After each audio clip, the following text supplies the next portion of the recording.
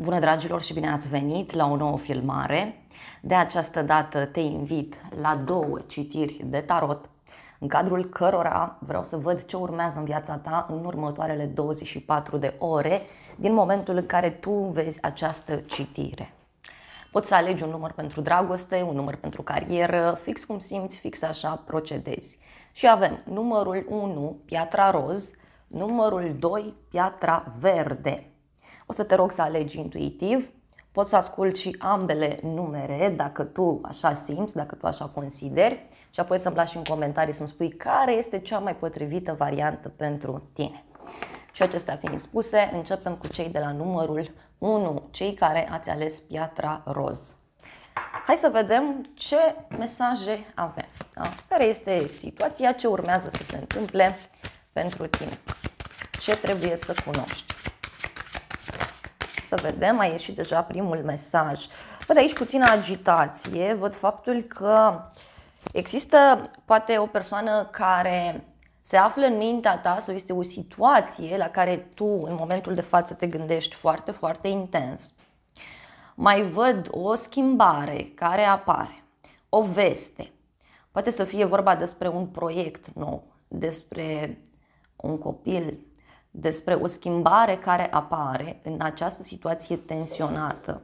Pe de altă parte, văd că îți dorești ceva extraordinar de mult.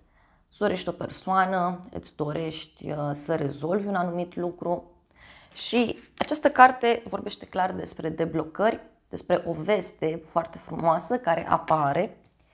E ca și cum îți iei zborul, ceva se deblochează.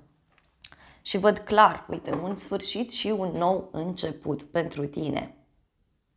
Văd o bucurie legată de o nouă persoană pe care o poți cunoaște. E ca și cum te bucuri ca un copil de un anumit lucru. De o întâlnire cu un prieten, de o întâlnire cu familia, poate o veste bună care apare în dragoste în alte cazuri. Să vedem în continuare. Văd aici un secret pe care tu îl afli, dar și faptul că vei găsi o soluție absolut genială privind o situație din viața ta.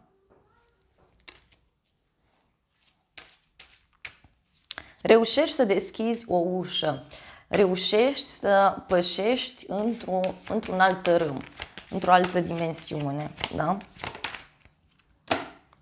Mai văd aici clar un secret sau o dezvăluire pe care cineva o face și care să știi că poate să agite puțin spiritele. Da? Poate să fie ceva legat de dragoste sau ceva legat de o persoană foarte apropiată ție. Afli un secret, afli o informație importantă, însă mi se amplifică această idee de pasiune, da? Această idee de forță.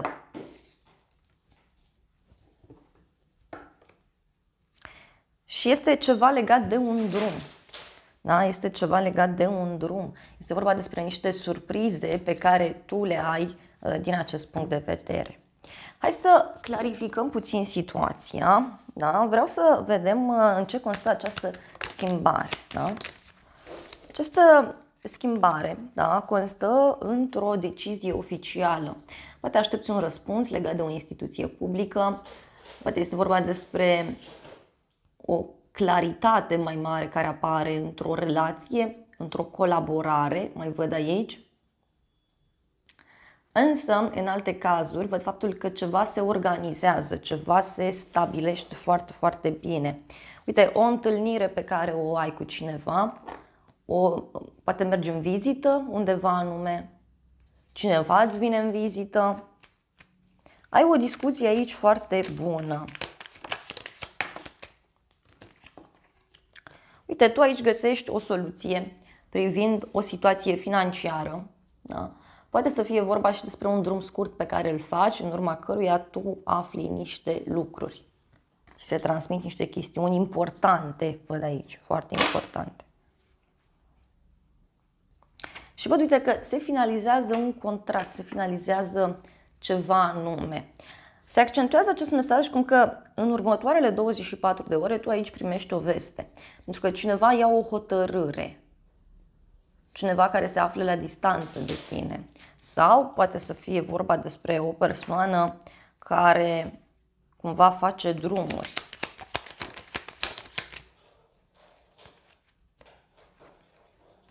Și aici văd că ceva nu-i va plăcea cuiva. Da?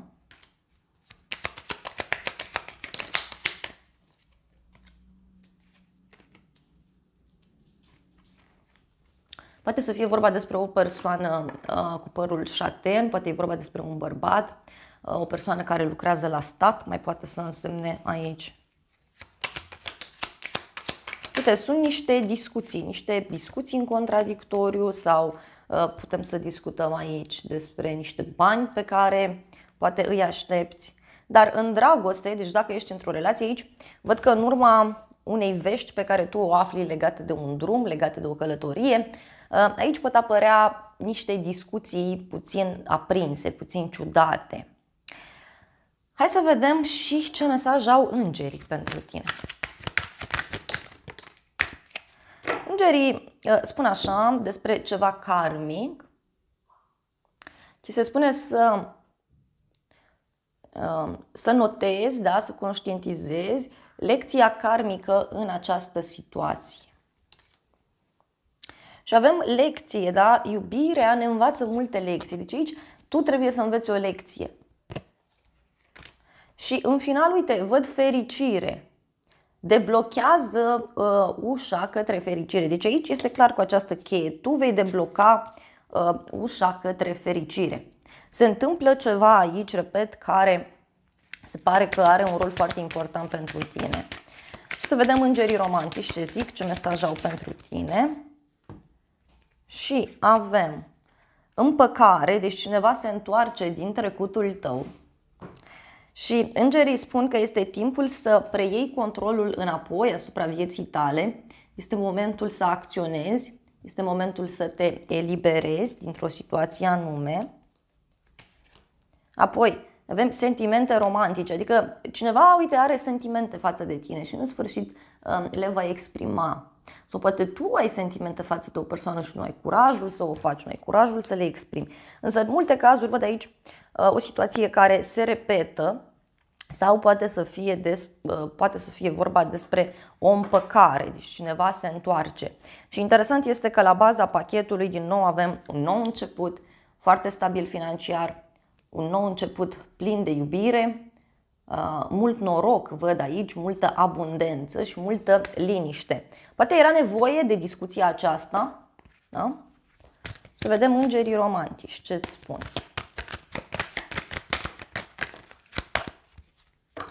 Ți se spune că tu ai oameni în jurul tău care te pot ajuta cu un sfat, cu lucruri frumoase. Aici văd o adunare în care mergi, poate un grup mai mare de oameni, poate ți se cere să îi întrebi pe ceilalți, să le ceri părerea, dar aici ți se spune clar să ceri ajutor din partea celorlalți, pentru că tu ai oameni foarte frumoși în jurul tău care te pot sfătui, care te pot ghida, te pot ajuta.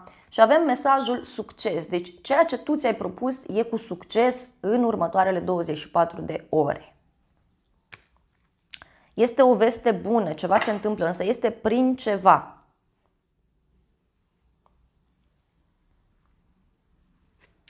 Și acest succes este ceva care are legătură cu următoarele câteva săptămâni.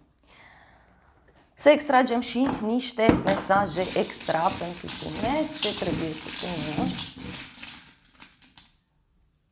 Multe mesaje au ieșit și avem inițiala M, da, cu miraj, cineva își face niște iluzii.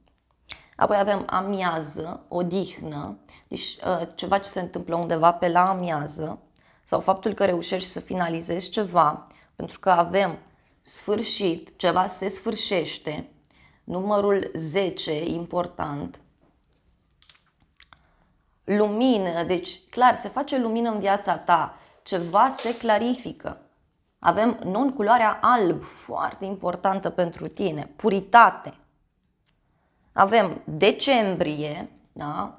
Numărul 12, 1, 3, 2, zodia Săgetător, zodia Capricorn, bani mulți. Deci tu primești bani mulți în situația asta sau se rezolvă ceva legat de o bancă, legat de ceva important. Și uite, se spune clar, putere personală, chakra 3. Chakra 3, deci tu ai o putere personală absolut fantastică, ți se spune. Ultimul mesaj este vindecare, ceea ce tu nu știi, da? Este că o să te vindeci sau o să rezolvi ceva. Avem întuneric, negru, deci poate să fie vorba despre o teamă pe care o ai, despre ceva necunoscut. Iar ultimul mesaj pentru tine, care este extrem de pozitiv, este că cineva dorește să te revadă. Luna iunie, foarte important, numărul 6, zodia Gemeni, zodia Rac. Dragii mei, acestea au fost previziunile pentru următoarele 24 de ore. Eu vă mulțumesc pentru atenție, vă îmbrățișez cu drag pe toți, iar dacă ai rezonat cu mesajele, te invit să te abonezi, să apeși clopoțelul, apasă butonul de like, funcții gratuite pentru toți și să ne revedem cu bine și data viitoare la o altă citire sau te aștept cu drag și la următorul număr. Te îmbrățișez și îți doresc să ai parte de o zi sau de o seară cât mai frumoasă. Bine ați revenit, dragii mei, cei de la numărul 2, cei care ați ales piatra verde. Să vedem despre ce este vorba, să vedem ce urmează în viața ta în următoarele 24 de ore, din momentul în care tu vezi această citire. Te rog să ții cont de faptul că este o citire generală și nu toate mesajele de aici ți se potrivesc. Hai să vedem despre ce este vorba, ce mesaje ai tu. Te afli într-o perioadă de final, ceva se închide în viața ta. Da? Ceva se închide, văd eu aici. Te afli într-o perioadă de sfârșit. Finalizezi o săptămână de lucru, finalizezi un proiect, finalizezi tot ceea ce tu ți-ai propus, dar este clar că tu culegi și roadele. Da? Poate este vorba despre o transformare într-o relație, despre faptul că se închide o perioadă de singurătate, se închide o perioadă negativă, se închide ceva. Apoi, este clar aici că tu primești un mesaj în următoarele 24 de ore, o scrisoare, un e-mail, un apel telefonic, un mesaj. Văd aici multe conversații, da? Multe conversații, dar și niște vești bune care apar. Și uite, a ieșit această carte a unui nou început, mult mai bun, sincer. Este vorba despre ceva ce este foarte puternic pentru sufletul tău. O noutate plăcută, văd aici. Apoi, văd o surpriză pe care o ai, da? Ceva crește brusc. Cartea poate să vorbească despre un nou început, despre cineva care vrea să te vadă, cineva care vrea să-ți vină în vizită. Deci, simt aici că te eliberezi de ceva. Poate te eliberezi la nivel subconștient de ceva.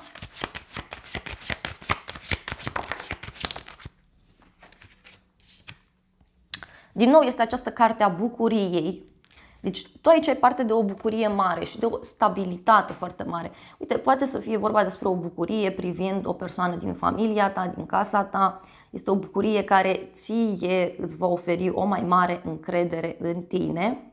Relația de cuplu se poate stabiliza mai mult în urma acestor discuții, în urma acestor mesaje. Iar pentru alții dintre voi, văd clar aici că sunt șanse să cunoașteți pe cineva sau să aveți un moment plăcut alături de niște persoane dragi. Deci, pe neașteptate, ceva se rezolvă într-un mod absolut fantastic pentru tine. Da?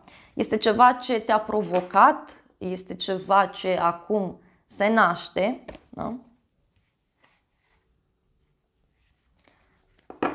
Hai să vedem, să clarificăm puțin ce se închide. Se închide o perioadă de tristețe, de supărare. Așa cum am intuit, deci se închide ceva ce tu ți-ai dorit foarte mult și uite că acum ai ocazia să pui în practică. Poate să fie și faptul că cineva aici face pace cu o anumită dorință pe care o are. Uite aici văd niște vești care apar, niște vești care anunță sfârșitul acestei etape, sfârșitul acestei situații ciudate. Da?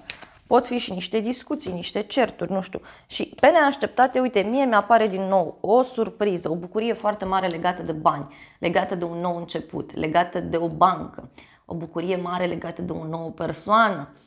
Da? Dar este ceva ce te surprinde extraordinar de mult, extraordinar de mult. Simt eu că ceva aici crește deodată.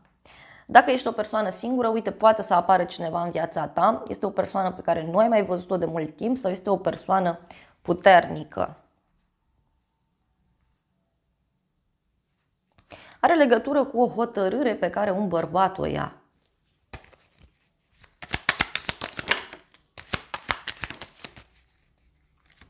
Și în unele cazuri văd o surpriză mare, o deblocare, da? Ceva ce a mers încet, ceva ce a avut blocaje. Și acum acestea se duc. Clar acest lucru. E ca și cum cineva își pierde cumpătul. Și uite, în final văd aici o bucurie neașteptată privind o persoană din viața ta. Poate să fie un prieten, persoana iubită, un cuplu. Tu aici ai o bucurie foarte, foarte mare. Da? Foarte mare. Hai să vedem îngerii ce spun în această situație. Wow! Îngerii îți accentuează mesajul și spun despre un nou început, da? Că este ceva nou pentru tine, este o etapă frumoasă, poate niște activități noi pe care le faci împreună cu cineva sau pentru alții discutăm despre o nouă persoană care poate să apară. Da? Și văd aici o transformare.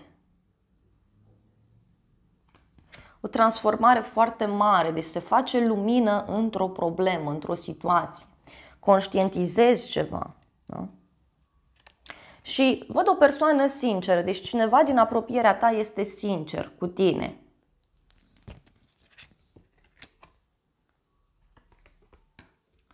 Și ți se spune foarte clar aici să lași trecutul în urmă, pentru ca acest nou început să se manifeste în viața ta. Și mai este un mesaj important pentru cineva, și anume că iubirea este după colț. Da? Și se spune să te concentrezi pe ceea ce ai în fața ta aici și acum, nu să te uiți spre alte direcții necunoscute. Să vedem îngerii romantici ce zic. Un suflet pereche a ieșit și uite iar copilul ăsta. Da. Ți se spune, da, acesta este sufletul tău pereche. Apoi, avem un copil, deci iubirea aceasta poate să fie afectată de către un mod copilăresc prin care cineva acționează sau putem să discutăm despre un nou început, despre faptul că cineva se ocupă foarte mult de o situație, de un proiect, de o persoană. Dar îngerii spun totuși să faci acest efort, pentru că iubirea presupune efort. Și ți se spune să renunți la ideea de a mai controla situația.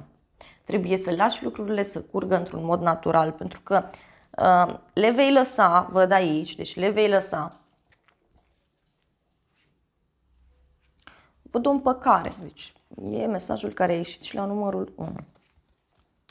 Hai să vedem niște mesaje extra pentru tine în următoarele 24 de ore, pentru cei care ați ales piatra verde, pentru cei de la numărul 2, care sunt mesajele, multe mesaje. În primul rând avem așa, cineva dorește să te revadă. Luna iunie, numărul 6, foarte important, zodia Gemeni, zodia Rac. Apoi avem albastru, culoarea albastru, o conversație, deci o discuție pe care tu o ai aici cu cineva, fie la telefon, fie fizic, care are legătură cu o supărare și cu niște bani puțini. Dar apoi mie îmi apare zodia berbec pentru unii sau poate avea legătură cu o idee nouă, o inițiativă nouă, deci cineva găsește o soluție. Și avem lumină, da? Lumină. Așa cum am intuit, deci se face lumină într-o situație. non-culoarea alb. Deci afli un adevăr, cineva este sincer. Apoi avem proces și judecată, poate știu eu, stai de vorbă cu cineva, clarifici ceva, se ia o decizie importantă. Văd o conexiune cu zodia balanță. Apoi avem mesajul secrete, culoarea galben, deci cineva află niște secrete.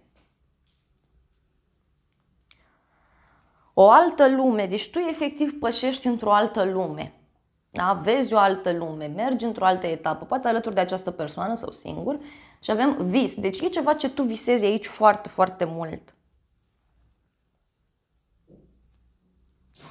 Și avem litera L, da? Cu lichid. Deci poate cineva te invită undeva la un suc sau te vezi cu o persoană, stai de vorbă, afli niște secrete, se întâmplă niște lucruri frumoase. Da? Și este clar aici că se deblochează ceva. Dragii mei, acestea au fost previziunile pentru cei de la numărul 2. Eu vă mulțumesc pentru atenție, vă îmbrățișez cu drag pe toți, iar dacă ai rezonat cu mesajele, te invit să te abonezi, să apeși clopoțelul, apasă butonul de like, funcții gratuite pentru toți și de asemenea te invit cu drag și la o altă citire dacă vrei să mai vizionezi. Te invit și pe celălalt canal de YouTube, acolo avem previziuni pe zodii pentru fiecare zi, pentru fiecare săptămână. Iar dacă dorești, poți să apeși și butonul de mulțumire, m-ar ajuta foarte mult. De asemenea, te invit cu drag să distribui videoclipurile, dar și să recomanzi canalul persoanelor dragi ție. Te îmbrățișez cu mare drag și îți doresc să ai parte de o zi sau de o seară cât mai frumoasă.